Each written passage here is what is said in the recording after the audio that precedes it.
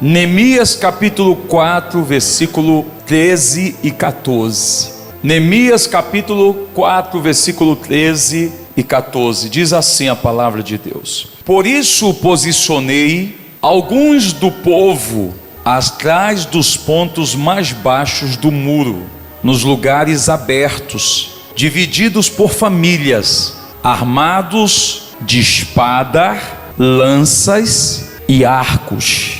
Fiz uma rápida inspeção e imediatamente disse aos nobres, aos oficiais e ao restante do povo: não tenha medo deles. Lembre-se que o Senhor é grande e temível, e lute por seus irmãos, por seus filhos, por suas filhas, por suas mulheres e por suas casas.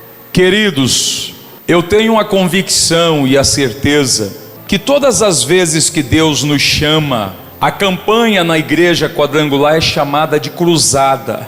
E a palavra cruzada é inspirada nas guerras, porque nós estamos vivendo em uma constante guerra espiritual. Se você conseguisse enxergar o porquê que Paulo lá em Efésios 1:18, ele diz que faz uma oração, e ele disse: a minha oração é para que Deus, olha o que ele diz, é para que o coração de vocês seja iluminado, os olhos do coração de vocês sejam iluminados. Se você conseguisse enxergar o índice de demônios que ficam te derrodeando todos os dias, se você conseguisse enxergar o mundo espiritual, você veria todo tipo de casta de demônios, todo tipo, potestades, principados, dominadores. Eles atuam em regiões específicas,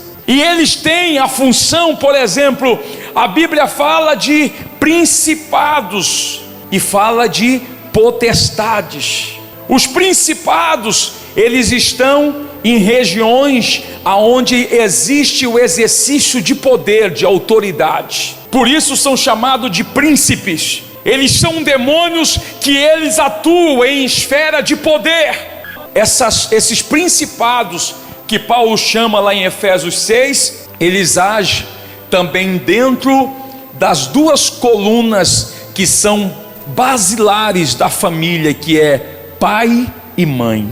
As colunas basilares da família é pai e mãe. Então o diabo, esses principados sabem que se eles conseguirem desordenar pai e mãe, as consequências virão sobre os seus filhos. As potestades atuam em regiões diversas. Por isso elas foram lançadas, os demônios que são potestades, eles estão no ar, no mar e na terra. E existem os dominadores deste mundo tenebroso, que Paulo fala, e também contra os dominadores deste mundo das trevas. E eles, essas forças, contra as forças espirituais do mal nas regiões celestiais. E quem são esses dominadores deste mundo? Onde eles estão? Eles estão nas encruzilhadas, nos bares, nos pontos de prostituição, nas ruas. Eles escravizam pessoas através do vício. Então Satanás, ou o inimigo,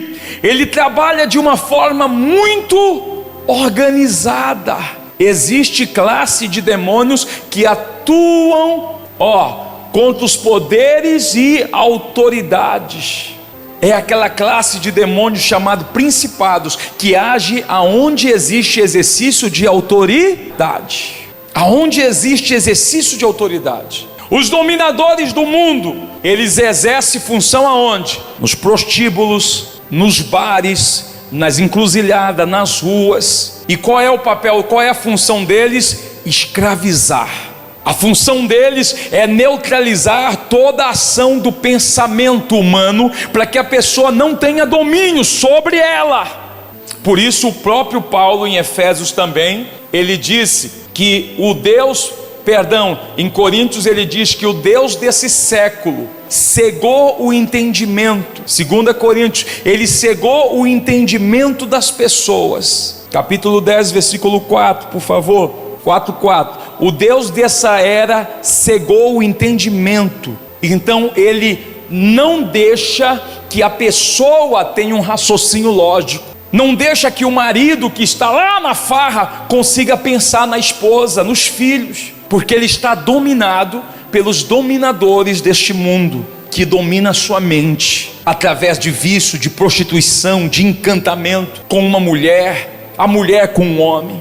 E aí diz a palavra de Deus aqui em Efésios, que ele cauteriza a mente. Ele cauteriza a mente. E o que é cauterizar a mente? Você às vezes, esposa, vai falar muitas coisas pro teu marido, e parece que o que você está falando, ele não consegue te ouvir, ele não entende o que você está falando. Ou você fala diversas coisas para os seus filhos, mas é como se os ouvidos deles estivessem fechados para te ouvir.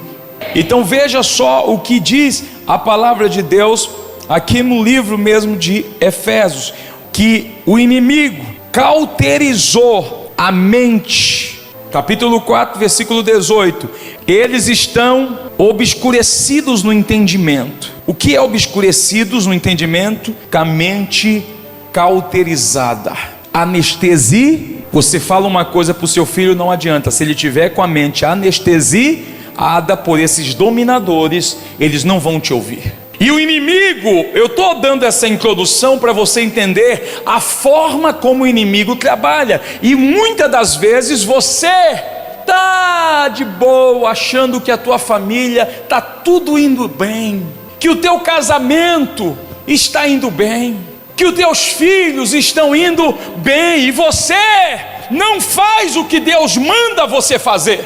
E aí eu quero hoje falar quantas propostas Satanás vai te fazer para você abdicar da tua família, para você abrir mão do teu casamento. Ele vai fazer propostas, e as propostas de Satanás, elas oferecem prazer, satisfação, coisas que aparentemente você vai achar bom, mas depois vai te mutilar, vai te deixar destroçado, vai te deixar arrebentado. Quantas famílias começaram a entrar para a ruína porque a mulher não inspecionou? E olha o que disse lá Neemias 4,13. Olha o que diz a palavra de Deus. Como é que Neemias descobriu pontos de fragilidade em volta da cidade? Como é que ele descobriu? Ele diz: por isso posicionei alguns dos povos atrás do ponto, mas baixos do muro, nos lugares abertos, dividido por famílias, armados com espada. E aí, como é que ele diz, versículo 14, ele diz: por que ele fez isso? Fiz uma rápida inspeção. Você faz inspeção, como é que está o teu casamento, como é que está a tua relação conjugal? Não, eu quero saber de ganhar dinheiro, eu quero saber que eu estou trabalhando muito para me dar o bom de melhor para minha esposa. Não, eu quero saber que o meu marido esteja fora de casa e ele tenha que ganhar bem para nos dar boa vida. E como é que fica a estrutura? E os filhos? Quantas famílias estão destruídas porque não existe a imagem paterna dentro da casa, não existe a autoridade. Que Jesus disse que se alguém, o homem valente, tentar entrar numa casa, ele não vai entrar se ele encontrar um homem mais valente que ele lá dentro. Ele não vai entrar. Mas a pergunta que eu quero começar é: fiz uma rápida inspeção. Inspecionar. Na NTLH diz: e vi que o povo estava preocupado, e por isso disse a eles, às suas autoridades e aos seus oficiais: não tenham medo. Ele foi fazer uma vistoria, e ele observou que o povo estava o quê? Angustiado, preocupado. Na RC, por favor. E ele observou que tinha algo de errado. Eu pergunto para você: você tem feito essa inspeção para saber se está tudo indo bem na tua relação? Você tem feito a inspeção para saber se os teus filhos estão caminhando? Você tem feito isso? E olhei e levantei-me. Você tem ido observar os teus filhos na escola, as companhias dele, o que é que ele faz no celular, no computador? Você tem observado a tua relação conjugal, como está andando? E diz a Bíblia, não é aqui que eu vou me prender, mas eu quero introduzir isso. Volta a NVI, por favor, que o que o inimigo menos quer que você faça é inspecionar o teu casamento. Empurra com a barriga. é que você venha inspecionar a tua família, é que você venha inspecionar como está a tua casa, porque só quando você inspeciona, você vai poder fechar os lugares que estão abertos. Só quando há uma conversa que a mulher vai saber o que está errado e ela vai procurar consertar, é que o homem vai saber o que está errado e ele vai procurar consertar. Quando não há essa inspeção, por que está dando tudo errado? Por que o amor está esfriando? Por que a família está se degradando? É briga, é discussão, é falta de paz, de alegria, porque não há inspeção. Quando há inspeção, versículo 14, versículo 13, diz que ele achou os pontos que estavam abertos e ele colocou pessoas armadas. Às vezes a mulher conhece a fraqueza do marido, e o que é que ela faz? Ela vigia o ponto fraco dele. O que é que ela faz? Vigia o ponto fraco dele. Às vezes o marido conhece o ponto fraco da mulher, é que ela é briguenta, é que ela é isso e aquilo, então ele tem vigilância quanto àquilo, para que o casamento não venha a ser abalado, a família não venha a ser abalado. Então você coloca proteção. Você, quando inspeciona os seus filhos, você sabe que o teu filho tem uma tendência errada, ele está sendo mal influenciado por alguém, então você vai lá e vigia aquilo que está errado. Agora escute bem, queridos, a ordem de Deus, versículo 14, a ordem de Deus é lutar. Lutem por sua família. Abraão disse para Deus, Gênesis 14, versículo 14, diz a Bíblia que quando Abraão soube que o seu sobrinho, que a sua família, que a sua parentela tinha sido levada prisioneiro, então ele reuniu 318 homens e ele foi lutar para libertar a sua família. O versículo 16 diz que Abraão não deixou nada para trás, mas recuperou todos os bens e trouxe de volta seu parente Ló, com tudo o que possuía, com as mulheres e o restante dos prisioneiros. Ele trouxe tudo de volta. Mas por que ele trouxe tudo? Porque ele se posicionou. Deus precisa de homens e mulheres que estejam em posição de guerra, em posição de dizer: eu não vou abrir mão do meu casamento, do meu filho, eu não vou abrir mão da minha família, eu não vou abrir mão daquilo que Deus tem me outorgado. Mas tudo que o diabo quer é que você esteja tão ocupado com outras coisas, é que o diabo te dê satisfação em outras áreas, que você não sinta satisfação e prazer na tua família. E é essa estratégia que Satanás está usando. Estava lendo um livro hoje, e aí eu li uma história que ilustrava um fato de alguém que foi lá na loja de consertar a televisão e brigou com o homem que conserta porque a televisão não estava pronta. E ele, sabe que ele respondeu para o cara que conserta a televisão? Olha aí, tá vendo? Agora por tua culpa eu estou sem televisão em casa e eu vou ter que passar praticamente o dia, o domingo, o fim de semana conversando com a minha esposa. Como se conversar com o cônjuge fosse um fardo. Tem pessoas que não conseguem viver sem celular dentro de casa, porque passam mais tempo conversando com as pessoas de fora do que conversando com sua família. Bora sair, bora lá na praça. Aí vai lá na praça, aí senta no banco, compra batata frita, toma um sorvete e com celular na mão, e os dois nem aí um pro outro. O diabo vai entretendo, ele vai te oferecendo coisas que vai te afastando da tua casa e que vai te deixando ausente da família, para que você não sinta e vai perdendo o prazer.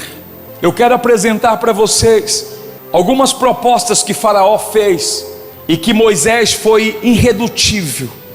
O tema da minha palavra: propostas indecentes. Porque é isso que Satanás quer fazer. Ele sempre vai te fazer propostas para você abdicar daquilo que é mais importante. Ele sempre vai te oferecer algo em troca daquilo que é mais importante. E eu sempre ensino para qualquer pessoa: o dia que alguém te oferecer um emprego, e esse emprego vai fazer você ganhar X mais Y mais W, e você vai ter independência financeira, mas se aquilo compromete o teu casamento, a tua relação com teus filhos e a tua vida com Deus, aquilo não vem de Deus. É uma proposta indecente de Satanás para te destruir de uma vez. Mas alguns vão dizer: não, mas é para mim ganhar 10 mil por mês, mas é para mim viajar, eu passo 15 dias fora e 15 aqui, eu passo uma semana fora e uma aqui. Satanás está querendo que você pratique uma ordenância bíblica: maridos, não se aparte da sua esposa, mulher, não se aparte do seu marido. Deus estabelece no princípio bíblico dizendo que o homem abençoado por Deus, ele terá e verá sua família sentada em volta na sua mesa. Quando a família não está mais sentada em volta da mesa, então aquela família está em risco. Propostas indecentes. Deus disse: ô Moisés, eu estou te levantando. Ele disse: mas eu não sei falar, Senhor, eu sou pesado de língua. Não importa, Moisés, eu estou te escolhendo. Eu sei do que você é capaz de fazer, porque o clamor daquelas famílias chegaram a mim. O clamor do Israel chegou aos meus ouvidos, e por isso eu desci para livrá-los. Mas eu não sei muito me expressar. O que você tem na mão? Eu tenho esse cajado.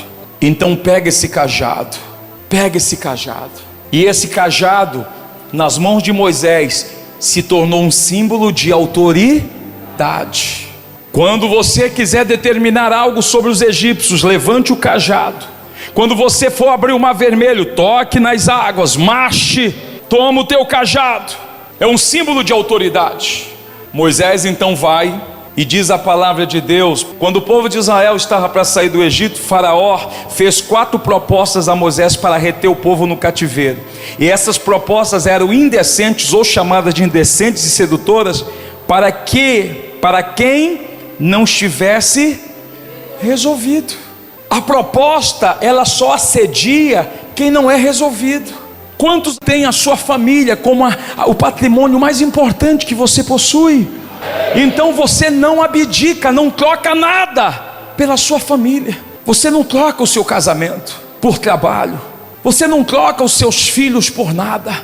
O faraó estava fazendo a parte dele, e ele tinha como objetivo o quê? Continuar escravizando o povo. A primeira coisa, em primeiro lugar, em Êxodo 8:25, o que é que Faraó disse? Em primeiro lugar, vá, mas não fique. Vamos ler Êxodo 8:25. Ele disse: vocês podem ir até ao deserto, adore o Deus de vocês, mas depois voltem. Ele disse: vão oferecer sacrifício ao Deus de vocês, mas não saiam do país. NTLH, por favor. Vocês podem ir sacrificar, oferecer ao Deus de vocês sacrifício, porém façam isso aqui mesmo no Egito. Vão até o deserto, façam o culto de vocês e voltem. O que é que Faraó, volte lá o PowerPoint, o que é que Faraó ele queria com isso? Você já viu aquelas pessoas que geralmente têm uma ideia errada? A ideia errada, Satanás usa a mesma estratégia, induzindo as pessoas a pensar que podem adorar a Deus sem sair da escravidão do mundo, que pode entrar para a igreja sem romper com os esquemas do mundo. Não basta levantar altares a Deus, Deus quer que a gente saia do Egito. Deus não quer que você venha aqui no domingo e ofereça a Ele sacrifício de louvor, que você adore a Ele e que amanhã você volte a se escravizar. Deus quer que você seja resolvido, para você libertar a tua família, libertar o teu cônjuge. A primeira pessoa a se libertar tem que ser você. Tem mulher que ela quer ensinar para o marido o que ela mesma não é. Tem marido que quer dizer para a mulher o que ela mesma, ele vê que ela às vezes ou ele não é. A estratégia de Faraó é você ficar dividido entre 2 pensamentos. Ficar o quê? Dividido entre 2 pensamentos. Tiago capítulo 1, o versículo 4 ou 5, diz a palavra de Deus que o homem, olha o que diz, que essa perseverança seja perfeita, a fim de que vocês sejam maduros e corretos e não falhando em nada. Versículo 5, mas se alguém tem falta de sabedoria, peça a Deus e Ele dará, porque é generoso e dá com bondade a todos. Agora 6, peça porém, e não duvidando de modo nenhum, pois quem duvida é como as ondas do mar que o vento leva de um lado. 7, quem é assim não pense que vai receber alguma coisa do Senhor. 8, homem pois não tem firmeza e nunca sabe o que deve fazer. é uma pessoa que não é resolvida. Se você quer ver a tua família na presença de Deus, seja resolvido, seja decidido. Eu vou lutar pelo meu casamento, eu vou lutar pela minha esposa, eu vou lutar pelos meus filhos, eu vou determinar a minha vitória, mas eu não vou parar. E o diabo, lembre-se, amanhã ou domingo que vem ele vai te fazer uma proposta indecente. Bora lá para a praia do Uriboca, bora lá para a praia não sei da onde, bora para o Garapé não sei da onde. Ele vai te fazer uma proposta para te atrair, a fim de que você deixe o que é mais importante, lutar pela tua família. Aí depois chora, porque meu casamento está acabando, porque os meus filhos, porque isso, porque aquilo, porque família. Repito o que eu disse no início, muita gente pensa que lutar pela família é só quando ela está quebrada. Eu luto pela minha família todos os dias, porque eu entro no mundo espiritual em oração, para abençoar minhas filhas, para abençoar meu casamento, para abençoar minha esposa. Você, esposa, ora pelo teu esposo? Você, esposo, ora pela tua esposa? Você ora pelos seus filhos? Você entra no nível espiritual para orar por eles? Não basta adorar a Deus, é preciso sair do Egito. Nos diz aqui o versículo 8: pois tem mente dividida e é instável em tudo o que faz, começa e não termina. Qual foi a primeira coisa? Em primeiro lugar ele disse: vá, mas volte. Vá, mas volte. Você quer lutar pela sua família? Saia com a sua família inteira, mas nunca mais volte para o lugar de onde Deus já te tirou. O diabo não quer te largar. Ele quer que você fique na igreja e no mundo. Ele não quer que você seja ele quer que você seja instável no teu casamento. Vive um dia de lua de mel, 7 dias na semana, 2 dias de lua de mel e 5 de guerra, de briga. Aí tem mulher que diz: não, pastor, sabe por que eu vou beber com meu marido? Porque, né? Para mim fazer um agrado a ele. Instável. Vai beber com ele ou vai beber com ela, e quando chegar em casa é pau, é briga, passa a semana toda brigando, instável. Você que quer ver sua família liberta, você tem que ser resolvido. Diga: resolvido. Moisés era resolvido. Por favor, segunda coisa, em segundo lugar, vá, mas não vá longe. Êxodo 8, 28, o que é que Faraó estava propondo? Ele estava dizendo: podem ir, deixarei oferecer sacrifício ao Senhor seu Deus no deserto, mas não se afastem muito, e orem por mim também. Satanás, ele não quer perder o vínculo. A ideia dele é te manter vinculado. Vai na igreja, mas não te afasta de vez. O que é que Moisés estava dizendo? Eu quero as famílias de Israel para sair do Egito comigo. O Faraó disse: não, tu podes ir, leva eles, mas eles vão e voltam. Pode levar eles, mas não vá muito longe. Às vezes, pela sua falta de firmeza, você tem visto pessoas da tua família que vivem oscilando, até vem na igreja uma vez ou outra e depois não vem mais. Diga não, não, não. Diga não, não, não. Eu quero toda a minha casa liberta. Eu não quero filhos meus com vínculo com drogas, com prostituição, com desgraça. Eu quero a minha família livre. Seja sábio. Não caia na isca do inimigo, na armadilha de Satanás.